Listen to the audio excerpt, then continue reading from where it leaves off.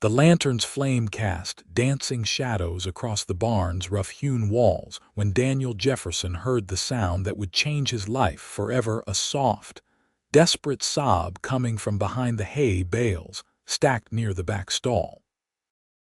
Daniel froze, his hand instinctively moving to the revolver at his hip.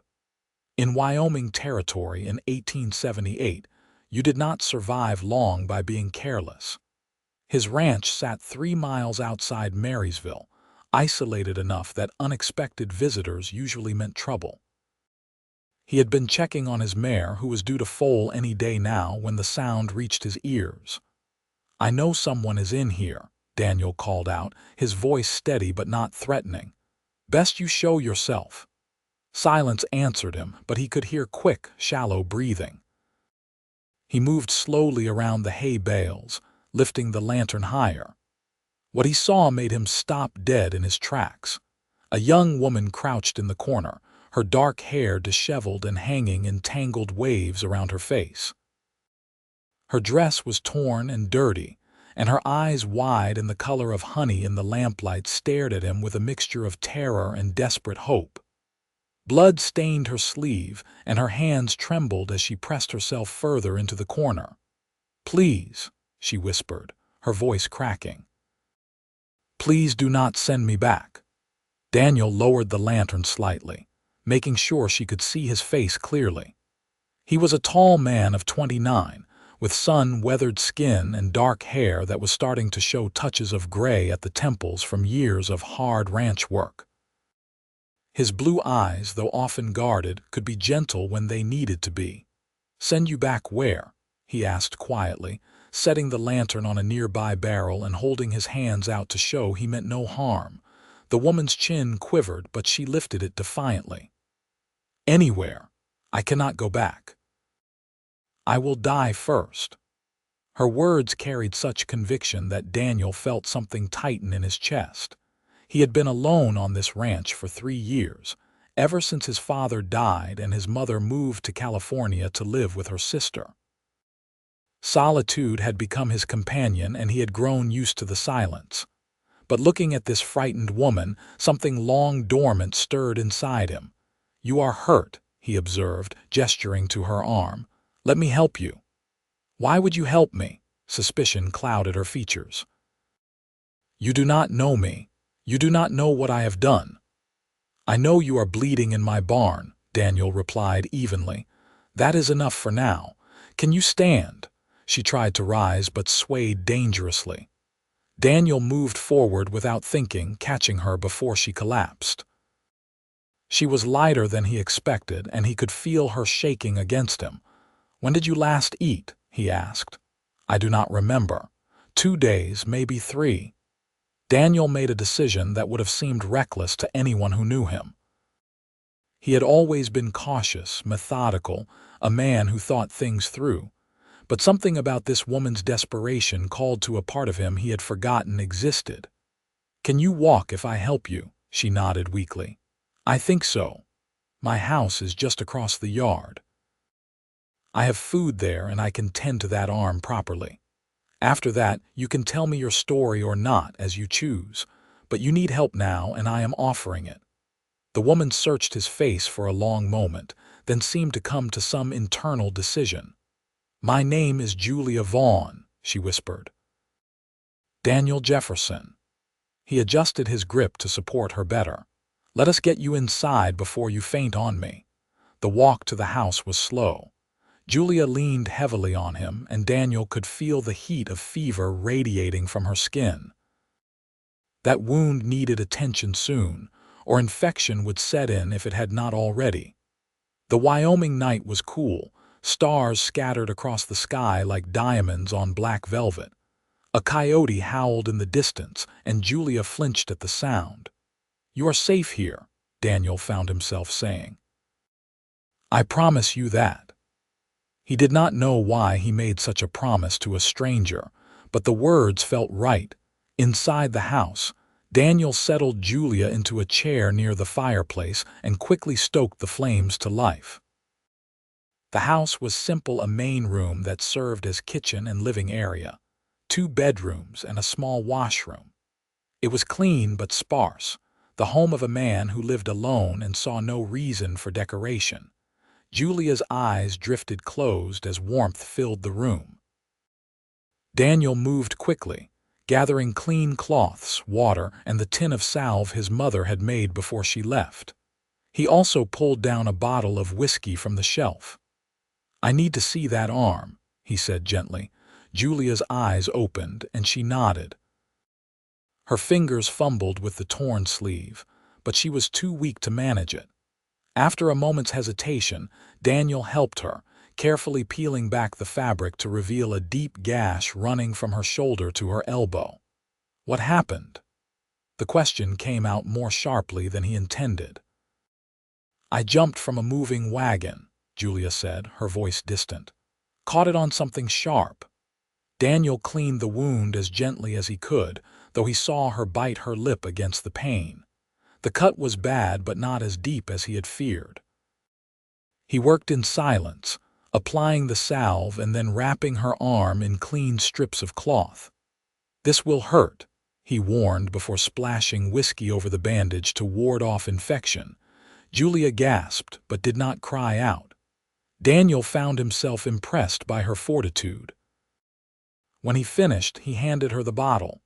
"Drink some of this. It will help with the pain." She took a small sip and coughed, her cheeks flushing. "Thank you," she managed.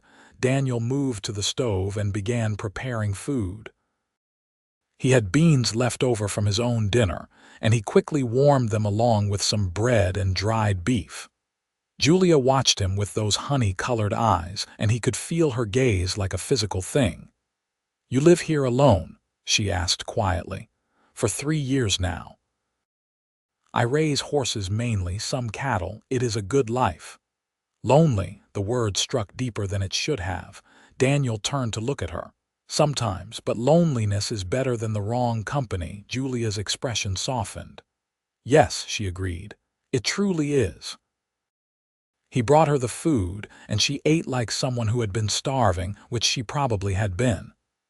Daniel watched her, noting details he had missed before. Despite the dirt and exhaustion, she was beautiful. Not in a delicate way, but with strength in the line of her jaw, intelligence in her eyes. She looked to be in her early 20s, with the kind of face that would age gracefully. When she finished eating, some color had returned to her cheeks. She set down the plate and met his gaze directly. "You have been kind to me, more than I had any right to expect. I should tell you the truth." "Only if you want to," Daniel said, settling into the chair across from her. "I was sold," Julia said bluntly. "My uncle, after my parents died last year, sold me to a man named Silas Hartwell. He told me I was going to be a housekeeper, but when I arrived at Hartwell's ranch outside of Laramie, I learned the truth. He had bought me as a wife, no different than buying a horse or a cow." Anger flared hot in Daniel's chest.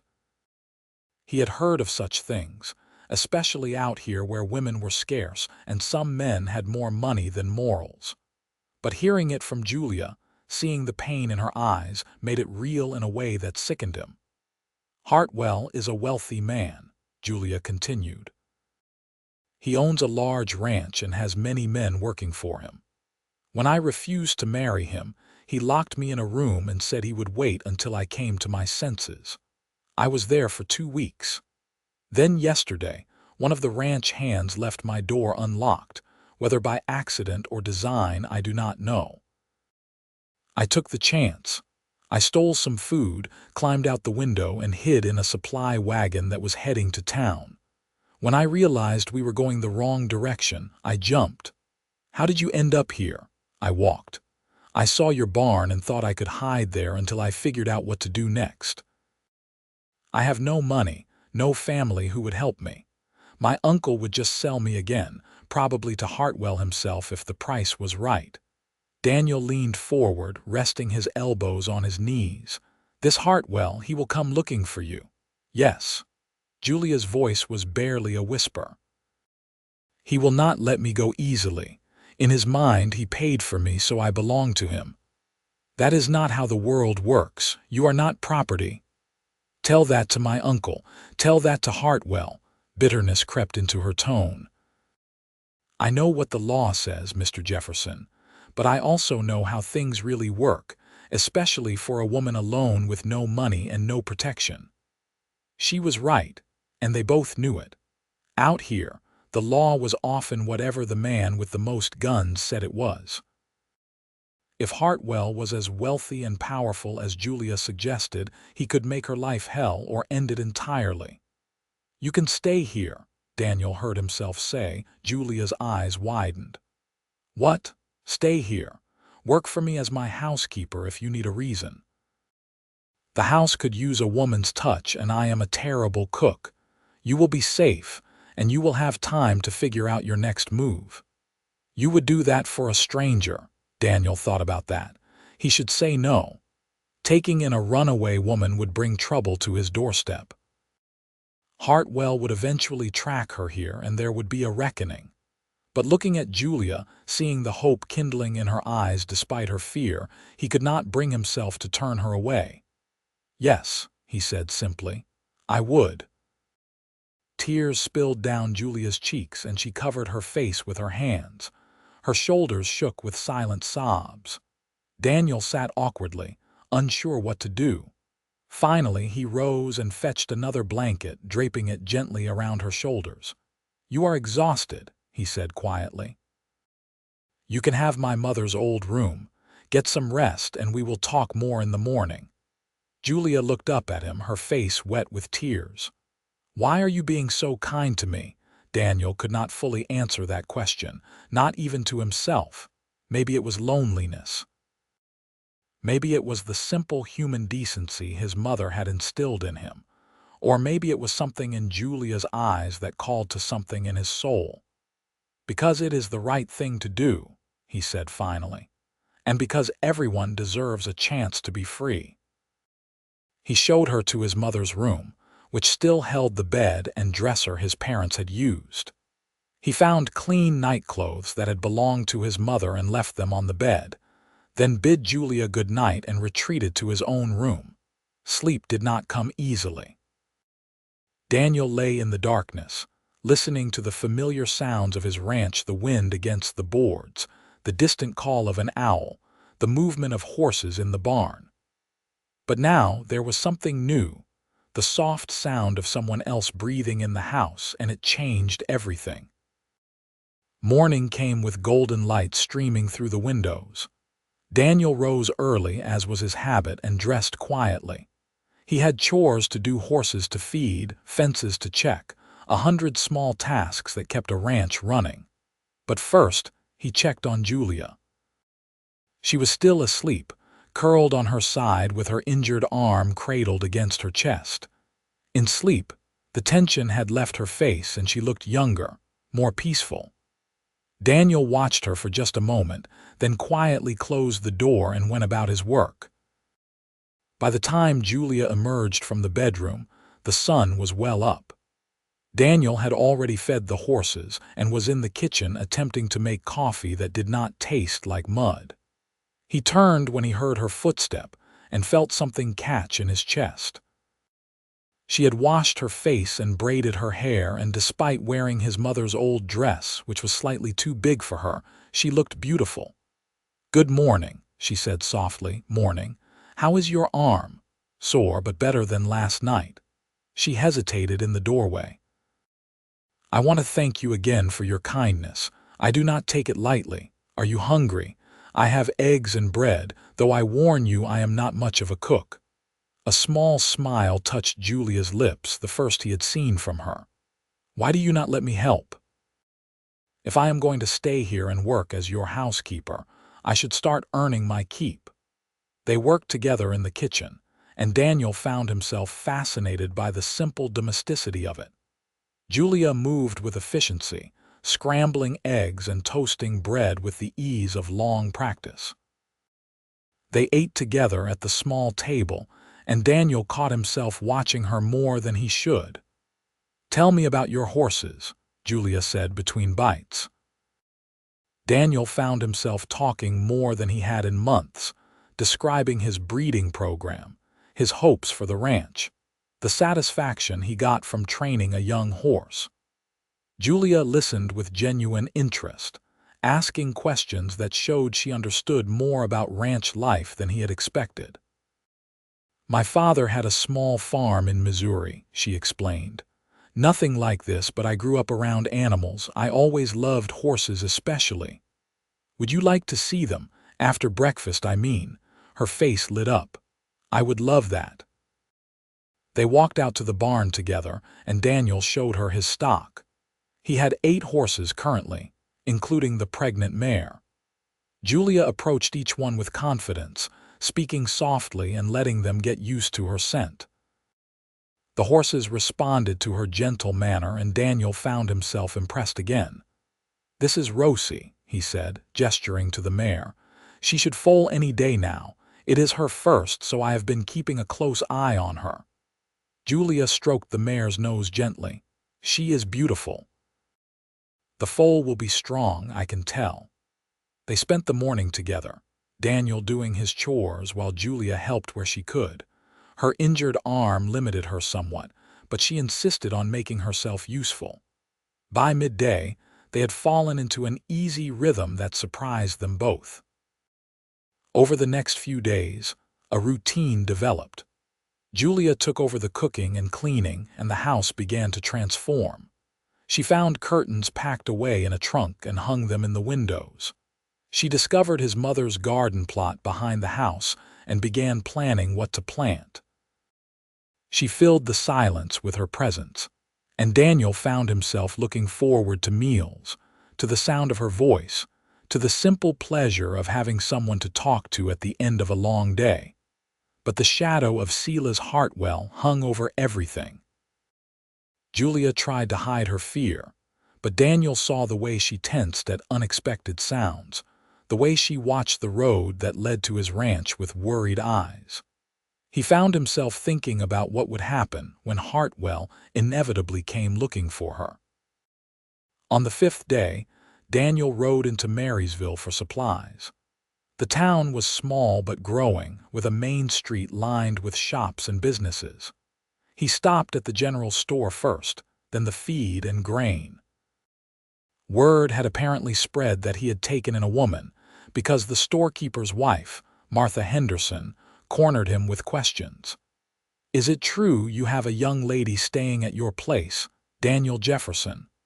Martha was a good woman but fond of gossip. "I have hired a housekeeper," Daniel said carefully. "A housekeeper." Martha's eyes gleamed with interest. "And where did this housekeeper come from?" "She needed work, and I needed help around the house. It seemed a practical arrangement." Before Martha could interrogate him further, the store door opened and 3 men walked in.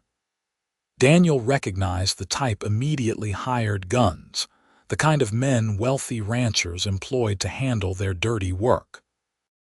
They had hard eyes and the casual arrogance of men who were used to getting their way through intimidation.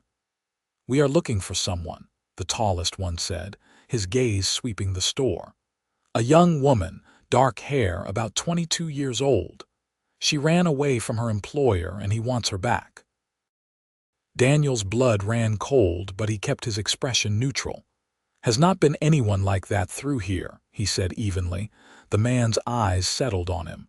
"You are Jefferson, are you not? Own that horse ranch outside of town?" "That is right. Heard you took in a woman recently." Martha, bless her, jumped in before Daniel could respond. "Mr. Jefferson's mother's cousin's daughter came to help him with the house. She is family, not some runaway. Now, if you men are not buying anything, I would appreciate it if you moved along. You are blocking the doorway." The men exchanged glances. The tall one seemed to measure Daniel for a long moment, then tipped his hat. "Our apologies, madam. If any of you see a young woman matching that description, there is a reward for information leading to her return to Mr. Sela's Hartwell of Laramie." They left, but Daniel knew this was just the beginning. He finished his purchases quickly and headed back to the ranch, his mind racing. He needed to talk to Julia to figure out what they were going to do. When he arrived home, Julia was in the garden, her skirts hiked up practically as she worked the soil. She looked up at his approach, and her smile faded when she saw his expression. "What is wrong?" Daniel dismounted and told her about the men in town. Julia's face went pale and she stood slowly, dirt falling from her hands. "They are already looking for me. I knew they would, but I hoped I would have more time." She looked around at the ranch, at the house where she had begun to feel safe, and Daniel saw the resignation in her eyes. "I should leave. I have brought trouble to your door and you have been nothing but kind to me. I will not repay that by putting you in danger." "No." The word came out more forcefully than Daniel intended. Julia blinked at him. "No, you are not going anywhere. This is your home now for as long as you want it to be." "Daniel, you do not understand. Hartwell will not stop. He will send more men and they will not be as easy to fool as those three. He could hurt you, destroy your ranch. I cannot let that happen." Daniel stepped closer to her, close enough that he could see the flecks of gold in her honey-colored eyes. "Julia, in the past 5 days, you have brought life back to this place. To me. I have been alone for so long that I forgot what it was like to have someone to care about, someone to look forward to seeing. I know that is selfish, and I know I am asking you to risk staying in a dangerous situation, but I am asking anyway. Stay. Let me protect you." Julia's breath caught. "Why? Why would you risk everything for me?" "Because," Daniel said softly, "I think I am falling in love with you." The words surprised him as much as they seemed to surprise her. They stared at each other in the afternoon sunlight, the admission hanging between them like something fragile and precious. "Daniel," Julia whispered, tears welling in her eyes. "I feel it too. From the first night when you helped me without question, I felt something. I thought it was just gratitude, but it is more than that. So much more." Daniel reached out and gently cupped her face in his hands, his thumbs brushing away her tears. "Then stay. We will face whatever comes together." Julia nodded, and then she was in his arms, holding him tightly. Daniel wrapped his arms around her, breathing in the scent of her hair, feeling the rapid beat of her heart against his chest. In that moment, he knew he would do whatever it took to keep her safe. They stood that way for a long time before finally pulling apart. Julia looked up at him with a mixture of hope and fear. "What do we do? First, we make sure you are as safe as possible here. Then we figure out how to deal with Hartwell legally. There has to be a way." Over the next week, Daniel prepared. He checked his weapons, made sure the house was secure, and spoke quietly to a few trusted neighbors. Tom Mackenzie, who owned the ranch to the east, was a good man and a friend. Daniel told him the situation, and Tom promised to keep an eye out and come running if there was trouble. Julia continued to settle into life on the ranch. She proved to be a skilled gardener, and the plot behind the house began to flourish under her care. She was good with the horses too, and Daniel found himself teaching her to ride properly. She had ridden before but never had formal lessons. Watching her gain confidence in the saddle, seeing her laugh as she urged her mount to a canter, Daniel felt his love for her growing deeper every day. They talked for hours in the evenings, sharing their histories, their dreams, their fears. Daniel learned that Julia's parents had died in a cholera outbreak, that her uncle had taken her grudgingly, and seen her as a burden to be disposed of at the first opportunity. Julia learned that Daniel had always dreamed of building something lasting, a ranch that could be passed down through generations, but had given up on the idea of family when his solitary life had stretched from months into years. "I stopped believing I would find someone," Daniel admitted one night as they sat on the porch watching the sunset. "Out here, women are scarce, and the ones who are available are usually looking for something I cannot provide. Money, excitement, a life in town. I accepted that I would probably spend my life alone. Julia took his hand, threading her fingers through his. I stopped believing in kindness, she said quietly. After my parents died, everyone I encountered saw me as something to be used. My uncle saw me as a mouth to feed. Hartwell saw me as property. But you saw me as a person. You gave me back my hope, Daniel. He turned to look at her, and the love he felt must have shone clearly on his face because Julia leaned in and kissed him. It was gentle at first, tentative, but then it deepened into something that made Daniel's heart race. When they finally pulled apart, both were breathing hard. "I love you," Julia whispered. "I know it is fast, and I know our situation is complicated, but I love you." "I love you too," Daniel replied, resting his forehead against hers. "More than I thought it was possible to love someone."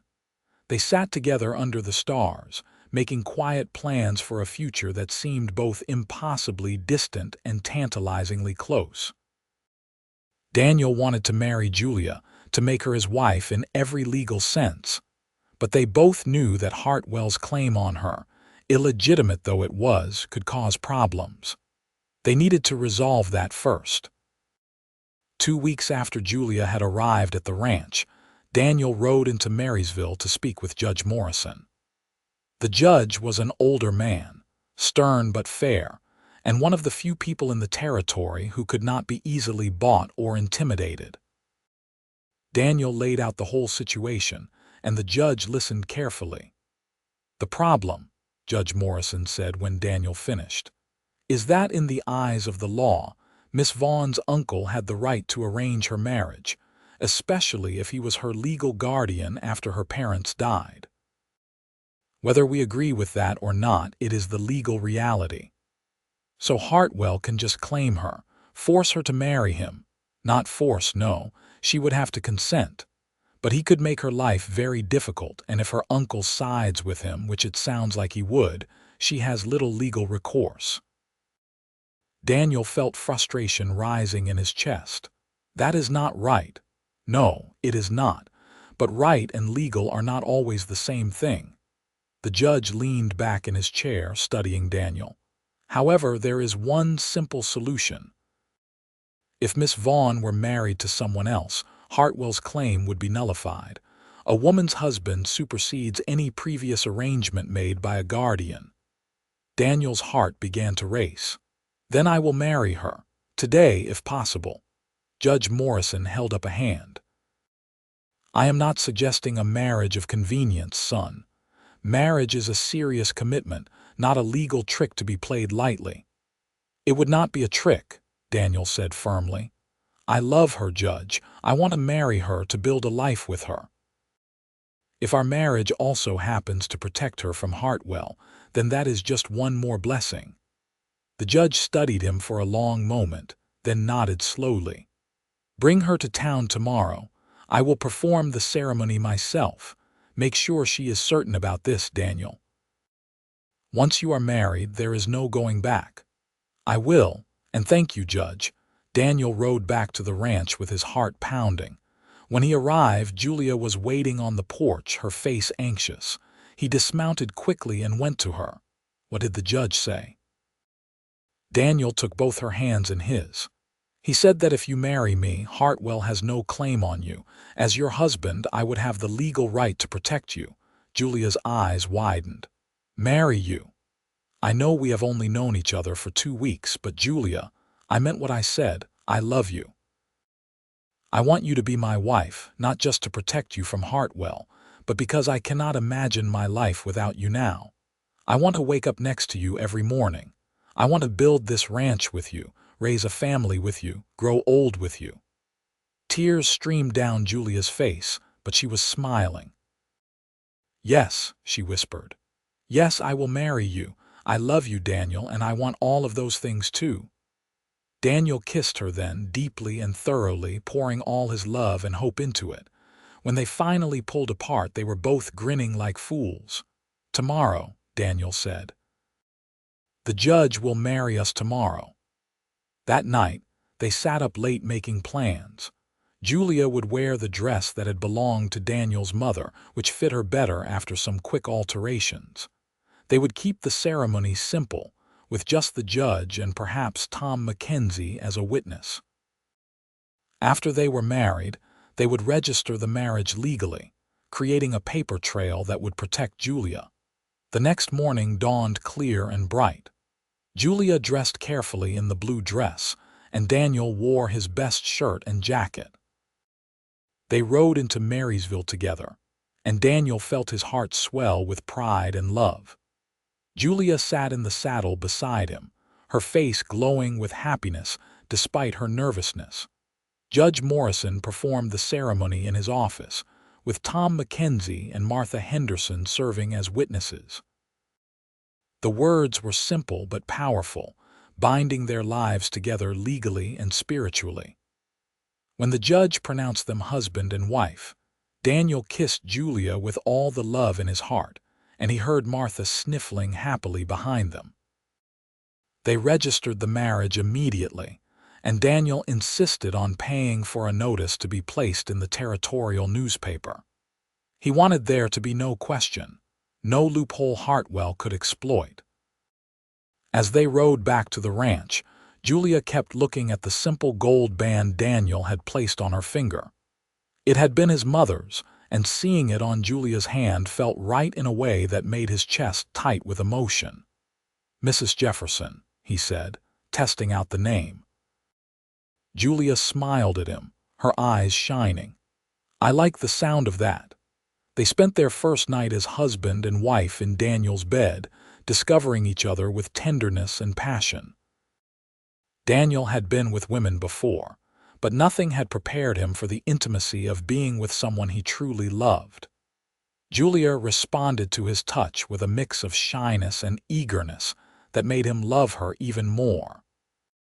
They took their time, learning what pleased each other, and when they finally came together, it felt like the most natural thing in the world. Afterward, they lay tangled together, Julia's head on Daniel's chest, his fingers tracing lazy patterns on her back. "I never thought I could be this happy," Julia whispered. "A month ago I was locked in a room, terrified and alone. Now I am here with you and I feel like I am finally home." Daniel kissed the top of her head. "You are home. This is your place and I am your husband. Nothing will change that." They had 2 weeks of blissful happiness before Silas Hartwell arrived. Daniel was working with one of the young horses in the corral when he saw the dust cloud on the road. 4 riders approached, and even from a distance, Daniel recognized the type. These were not simple hired hands. These men carried themselves with the confidence of those who expected to get their way.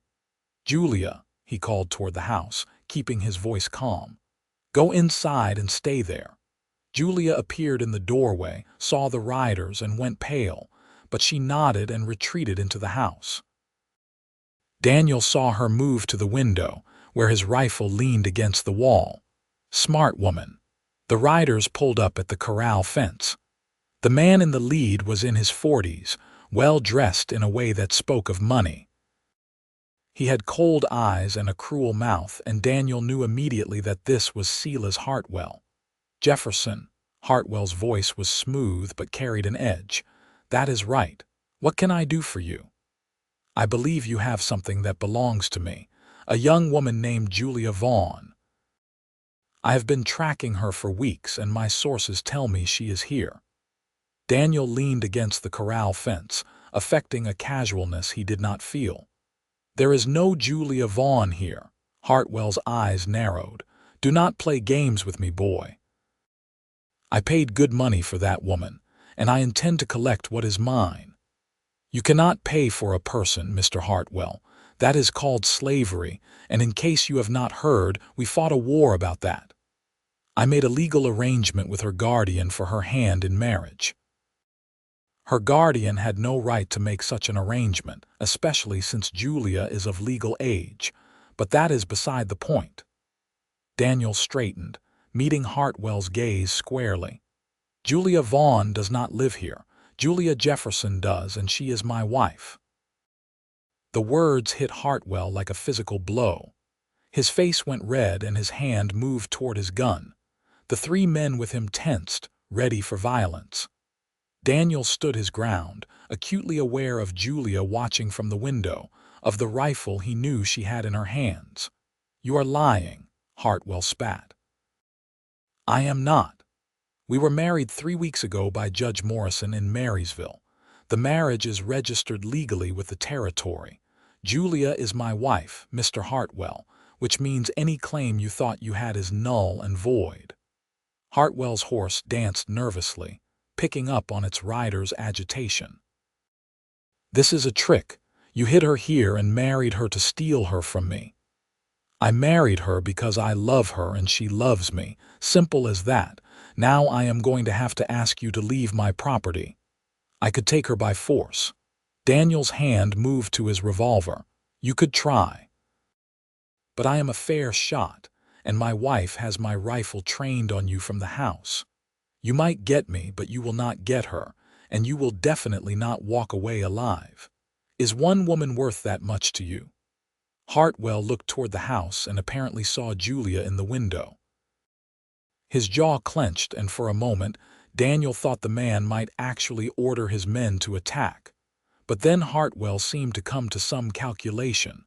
He was a businessman, after all, and a dead man could not make money. "This is not over," Hartwell said coldly. "I will contest this marriage. I will make your life hell, Jefferson. You are welcome to try.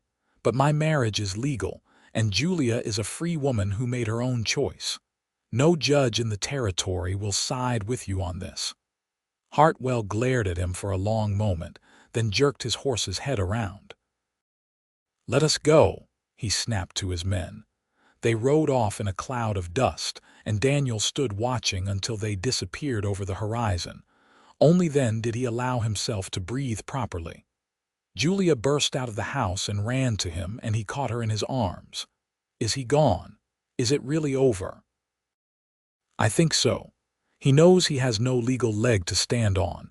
Men like Hartwell do not waste time on lost causes." Julia clung to him, shaking. "I was so afraid. When I saw him, all the fear came rushing back. He cannot hurt you now. You are my wife, and I will protect you with my life." They stood holding each other for a long time. That night, Daniel kept his rifle close, but no one came. Over the next few days, he made inquiries through friends in town and learned that Hartwell had left the territory, heading back to Laramie. It seemed he had finally accepted that Julia was beyond his reach. Life on the ranch settled into a comfortable rhythm. Julia proved to be an excellent partner in every way. She managed the house with skill, cooked meals that made Daniel look forward to supper, and took an active interest in the horses. She had a gift for calming the more spirited animals, and Daniel began teaching her the finer points of horse training. Their love deepened with each passing day. They worked side by side during the daylight hours and fell into each other's arms at night. Daniel had never been happier, and he could see the same joy reflected in Julia's eyes. 2 months after their wedding, Rosie the mare finally gave birth to a beautiful colt. Daniel and Julia stayed up all night watching the process, and when the foal finally stood on shaky legs and took its first steps, Julia cried happy tears. "He is perfect," she whispered, watching the colt nurse. "He is," Daniel agreed, his arm around her shoulders. "What should we name him?" "Hope," Julia said immediately, "because he represents new beginnings just like us." Daniel kissed her temple. "Hope it is." As summer turned to fall, the ranch prospered. Daniel sold 3 horses at good prices, and Julia's garden produced more vegetables than they could eat. They preserved what they could and shared the rest with neighbors. Their small community began to feel like a real home. One evening in late September, Julia called Daniel in from the barn with excitement in her voice. "What is it?" he asked, finding her in the kitchen with flushed cheeks and bright eyes. "I am with child," she said, her voice trembling with joy. "I am certain of it." Daniel felt as if someone had knocked the wind out of him. "A baby," Julia nodded, suddenly looking uncertain. "Are you happy?" "I know we have not talked much about children, but I hoped—" Daniel crossed the kitchen in 2 strides and swept her into his arms, spinning her around. "Happy, Julia, I am overjoyed. A baby, our baby," she laughed, clinging to him. "I think it happened our wedding night. I have missed my courses and I have been feeling ill in the mornings. I wanted to be sure before I told you." Daniel set her down gently, suddenly worried about being too rough. "You should sit down, rest. Do you need anything?" Julia laughed again. "I am with child, not dying. But yes, I would love some tea." They spent that evening making plans, talking about names and where to put the cradle and how they would manage with a baby on the ranch. Daniel felt a fierce protectiveness rising in him. He had thought he could not love Julia more, but knowing she carried his child made his love feel infinite. Winter came early that year, blanketing the ranch in snow. Daniel made sure the house was well stocked with firewood and supplies. Julia's pregnancy progressed well, though she suffered from morning sickness that lasted most of the day. Daniel did what he could to help, taking over some of the household chores and making sure she rested. On a particularly cold January evening, as they sat by the fire, Julia placed Daniel's hand on her swelling belly. "Can you feel that?" Daniel waited, and then he felt it flutter, like a butterfly trapped under Julia's skin. His child, moving and growing. Tears pricked his eyes, and he did not bother to hide them. "That is our baby," he whispered in awe. "Our baby," Julia agreed, covering his hand with hers. The winter was long but peaceful. They were snowed in for weeks at a time, but Daniel did not mind. It gave him more time with Julia, and he treasured every moment. They talked about everything and nothing, read books by the fire, made love slowly and carefully as her belly grew, and planned for their future. Spring came with a rush of green and the sound of melting snow. Julia was huge now, moving slowly but still insisting on helping around the house and ranch. Daniel worried constantly, but she assured him that women had been having babies since the beginning of time and she would be fine. Martha Henderson, who had assisted with many births, came to stay with them in late April. Daniel was grateful for her presence, though he chafed at being ordered out of his own house when Julia's labor began. Tom Mackenzie kept him company in the barn, where Daniel paced like a caged animal. "First babies take time," Tom said, whittling a piece of wood into the shape of a horse. "My Sarah was in labor for near about 20 hours with our first, just part of the process." Daniel knew Tom was trying to help, but every cry he heard from the house made his heart clench. Finally, after what felt like an eternity but was actually about 12 hours, Martha appeared at the barn door with a smile on her face. "You have a son, Daniel. A healthy baby boy, and Julia is doing just fine." Daniel ran to the house, taking the stairs 2 at a time. He found Julia propped up in bed, exhausted but glowing, holding a small bundle wrapped in blankets. She looked up when he entered, and her smile was radiant. "Come meet your son." Daniel approached slowly, almost afraid to breathe. Julia pulled back the blanket, and he saw his child for the first time. The baby was red-faced and wrinkled, with a shock of dark hair and tiny fists waving in the air. He was the most beautiful thing Daniel had ever seen. "Can I hold him?" His voice came out rough with emotion. Julia carefully transferred the baby to his arms.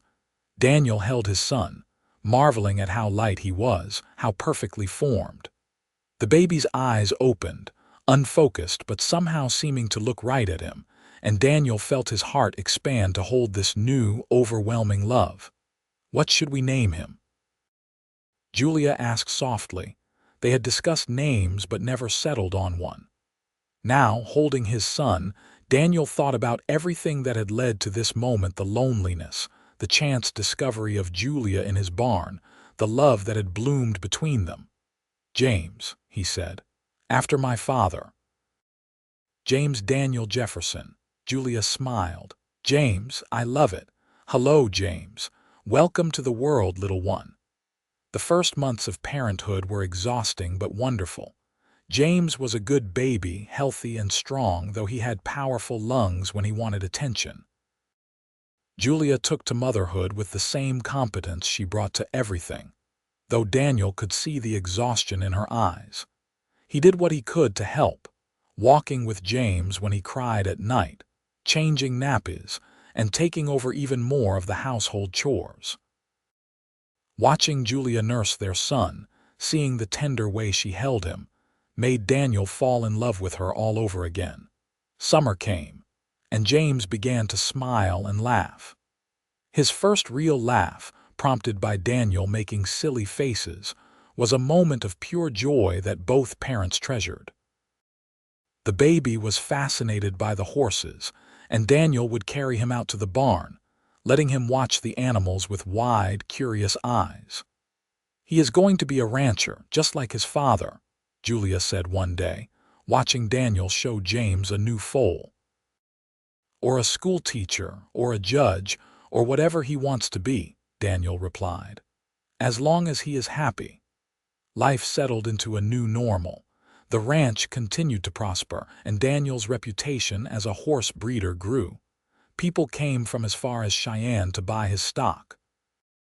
Julia managed the household and cared for James while also keeping the books for the ranch, discovering she had a head for numbers. On their second wedding anniversary, Daniel gave Julia a locket with a tiny portrait of James inside. "So you can always keep him close to your heart," he said as he fastened it around her neck. Julia touched the locket with tears in her eyes. "I love it, and I love you. These past 2 years have been the happiest of my life." "Mine too," Daniel agreed, pulling her close. "When I found you in that barn, I thought I was just helping someone in need. I had no idea you would become my whole world." 3 years, Julia corrected, laughing. "We have known each other for 3 years now. 2 years married, but 3 since that night." "Best 3 years of my life," Daniel said, kissing her.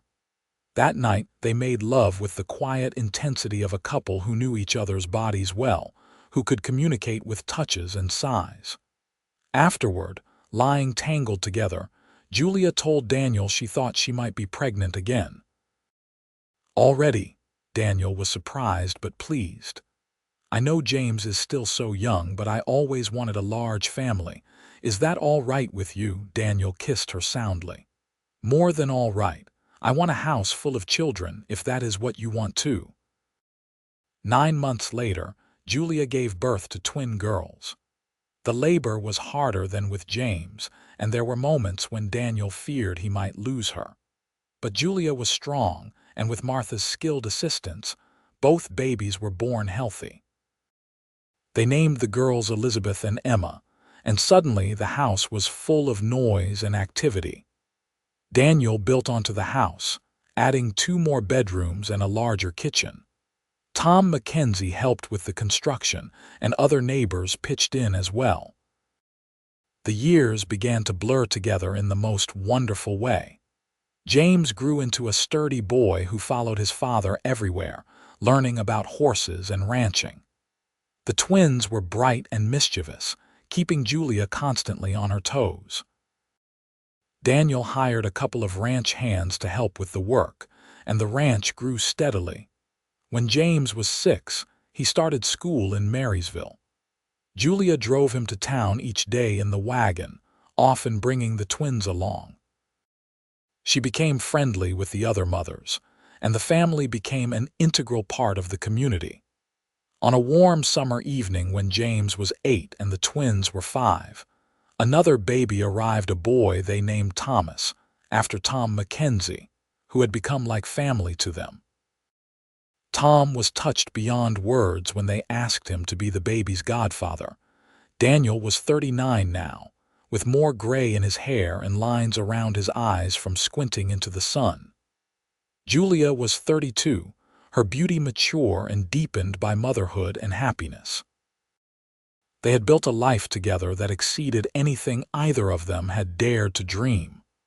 One evening, after the children were in bed, Daniel and Julia sat on the porch watching the sunset. It had become their ritual, these quiet moments together at the end of busy days. "Do you ever think about that night?" Julia asked, her head on his shoulder. "When you found me in the barn?" "All the time," Daniel admitted. "I think about how close I came to not going to the barn that night. Rosie had been fine all day, and I almost decided to check on her in the morning instead. If I had, you might have moved on and we never would have met." "Fate," Julia said softly. "It had to be fate. I was so afraid that night, but something told me to hide in your barn specifically. I passed two others on my way, but something drew me to yours." Daniel squeezed her hand. "I am glad you listened to that something." "Me too. You saved me, Daniel, not just from Hartwell, but from a life of fear and loneliness. You gave me love, a family, a home. Everything I have, everything I am now is because of you." "No," Daniel said, turning to look at her. "We saved each other. I was dying inside before you came, Julia. I just did not know it. You brought me back to life, gave me purpose and joy. Our children, this ranch, the life we have built it is because we found each other." They kissed as the sun painted the sky in shades of gold and crimson. Somewhere in the house, one of the children laughed and a horse whinnied in the barn. These were the sounds of home, of family, of a life well lived. The years continued to pass. James grew into a young man who loved the ranch as much as his father did. The twins developed distinct personalities. Elizabeth was quiet and thoughtful, preferring books to horses, while Emma was fearless and adventurous, often found in the barn or following her father around. Thomas was sweet-natured and gentle, with a gift for music that delighted them all. When Daniel turned 45, Julia surprised him with one more child, a daughter they named Rose, after the mare that had brought them good luck. Daniel protested that he was too old to be starting over with a baby, but the moment he held Rose, he was smitten. Julia, at 38, took the pregnancy and birth in stride, though she laughingly declared that Rose would definitely be their last. Daniel agreed, content with their family of 5 children. The ranch had grown into one of the most successful in the territory. Daniel's horses were prized throughout Wyoming and beyond. He had developed a particular line known for their intelligence and sure-footedness, perfect for the mountain terrain. James, now 17, worked the ranch alongside his father and had started courting a young woman from town. Elizabeth, at 14, was helping the schoolteacher and talking about becoming a teacher herself. Emma, also 14, could outride most of the ranch hands and had no interest in traditionally feminine pursuits, much to her mother's amused exasperation. Thomas, at 9, spent his free time playing the piano they had bought from a family moving back east. And Rose, at 2, was the darling of the family, spoiled by her older siblings and parents alike. One spring evening, as they were finishing dinner, James cleared his throat nervously. "Pa, Ma, I have something to ask." Daniel looked up from his plate. "What is it, son?" "I would like your permission to marry Sarah Miller. I have already spoken to her father and he has given his blessing, but I want yours too." Julia's eyes filled with happy tears and Daniel felt a mix of pride and melancholy. His son getting married. When had he grown up? "Sarah is a fine young woman," Daniel said carefully. "Do you love her?" "I do, Pa, the way you love Ma. I want to build a life with her, maybe start our own ranch someday, or help run this one if you will have us." Daniel looked at Julia, who nodded through her tears. "Then you have our blessing, son. Welcome Sarah into the family." The wedding took place in late summer, a joyous celebration that brought the whole community together. Daniel walked Sarah down the aisle alongside her father, and when James kissed his bride, Daniel squeezed Julia's hand and remembered their own simple ceremony all those years ago. A year later, James and Sarah presented them with their first grandchild, a boy they named Daniel after his grandfather. Holding his grandson, Daniel felt the circle of life closing in the most beautiful way. He was 50 now, silver-haired and weathered, but strong and healthy. Elizabeth did become a teacher, taking a position at the school in Marysville. Emma surprised everyone by falling in love with one of the ranch hands, a quiet young man named Robert, who was one of the few people who could match her stubbornness. They married when she was 18, and Robert became Daniel's right hand on the ranch. Thomas showed no interest in ranching or romance, preferring his music and books. Daniel supported his choices, making sure Thomas had the best education they could provide. Eventually, Thomas decided to study music in Denver, and though Daniel missed him, he was proud of his son for following his passion. Rose grew into a beautiful young woman who combined her mother's gentle heart with her father's practical nature. She helped Julia run the household and showed a keen interest in the business side of the ranch. As Daniel approached his 60th year, he began to slow down. His joints ached in the morning, and he could not work the long hours he once had. But he was content. He had James and Robert to run the ranch, and he trusted them completely. One evening, he and Julia sat on the porch as they had done thousands of times before. The sun was setting, painting the sky in brilliant colors. Daniel held Julia's hand, noting the silver in her hair, the lines on her face that came from years of laughter and love. "We have had a good life," he said softly. "The best life," Julia agreed. "Better than I ever dared to dream."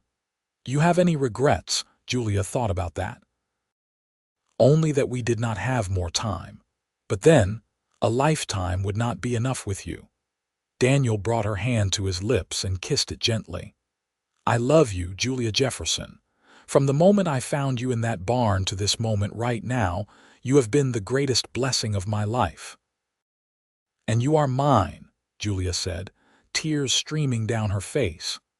"My rescuer, my husband, my love. Everything good in my life came from you." They sat together as the stars came out, two people who had found each other against all odds and built something beautiful together. Their children and grandchildren were inside the house, filling it with noise and laughter. The horses grazed peacefully in the pastures. The ranch that Daniel had built alone and that Julia had helped make into a home stretched out around them. Years continued to pass peacefully. Daniel and Julia became the beloved matriarch and patriarch of their growing family. James and Sarah had 4 children. Emma and Robert had 3. Elizabeth married a fellow teacher and had 2 children of her own.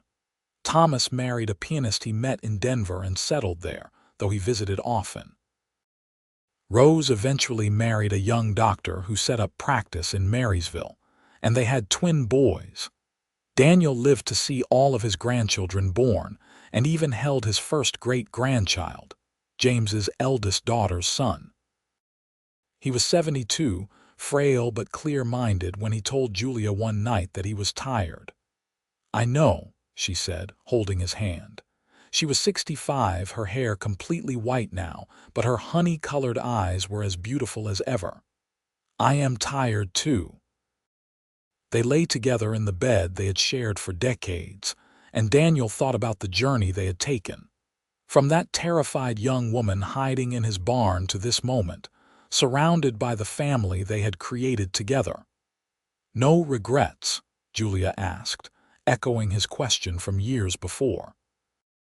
"Not a single one," Daniel replied. "You?" "Only that I cannot follow where you are going." "You will," Daniel assured her. "Just not yet. The children still need you." Julia cried softly, but she nodded. They fell asleep that way, holding hands, and when morning came, Daniel did not wake up. He had passed peacefully in the night, his expression serene. Julia mourned him deeply, but with gratitude for the life they had shared. She continued to live on the ranch, surrounded by her children and grandchildren, telling them stories about their grandfather and the love that had brought them all into being. 3 years later, on a warm summer evening, Julia sat on the porch watching the sunset. Rose sat with her, holding her hand. "Are you all right, Ma?" Rose asked gently. Julia smiled. "I am more than all right, sweetheart. I am ready." "Ready for what?" "To go home, to your father." Rose's eyes filled with tears, but she squeezed her mother's hand. "Tell him we all miss him." "I will," Julia promised. That night, Julia passed away peacefully in her sleep, the locket with James's portrait still around her neck. Her children found her in the morning, and though they grieved, they also celebrated the incredible life she had lived and the love she had shared with their father. They buried Julia next to Daniel on a hill overlooking the ranch, under the wide Wyoming sky. The entire community came to pay their respects to a woman who had been a friend to many, and a mother to all who needed one. On the headstone, beneath their names and dates, the family had inscribed a simple message: "Together forever, bound by a love that began in a barn and lasted beyond a lifetime." The ranch continued to thrive, passed down through the generations, each one telling the story of how it had all begun with a lonely rancher who found a woman hiding in his barn, a woman who asked him not to send her back, and a love that changed everything. James's children and grandchildren worked the ranch, raising the horses that Daniel had started breeding so many years ago. Elizabeth's teaching legacy continued through her children and students. Emma's fierce independence inspired her daughters to forge their own paths. Thomas's music brought joy to countless people. Rose's compassion touched everyone she met. The love story of Daniel and Julia became a legend in Marysville, told and retold to each new generation. Young couples would visit their graves on the hill, standing hand in hand, hoping some of that enduring love would bless their own relationships. And on quiet summer evenings, when the wind blew just right across the ranch, people swore they could hear laughter carrying from the old house, the sound of two souls who had found each other against all odds, and whose love had created a legacy that would endure for generations to come. The barn where it all started still stood, lovingly maintained by the family. Inside, in the spot where Julia had hidden all those years ago, there was now a small plaque that read, "Here is where our family began. Here is where love was found. Here is where hope was born." Visitors to the ranch often stood in that spot, imaging that terrified young woman and the kind rancher who changed both their lives with a simple act of compassion. They thought about how one moment, one choice, one person can alter the entire course of a life. Daniel and Julia's descendants spread across Wyoming and beyond, each carrying a piece of that original love story with them. They were ranchers and teachers, doctors and musicians, business people and artists. But they all knew where they came from, and they all treasured the story of their great-great-grandparents who had proven that love could conquer fear, that kindness could change lives, and that sometimes the most beautiful things come from the most unexpected beginnings. The ranch itself became a symbol of enduring love and family legacy. When anyone in the family faced hardship or doubt, they would return to the ranch, stand on that hill where Daniel and Julia were buried, and draw strength from the love that had started it all. And somewhere, in whatever lay beyond this life, Daniel and Julia were together still. Their hands joined as they had been on that porch so many evenings, watching over the family they had created and the love that would never, ever die.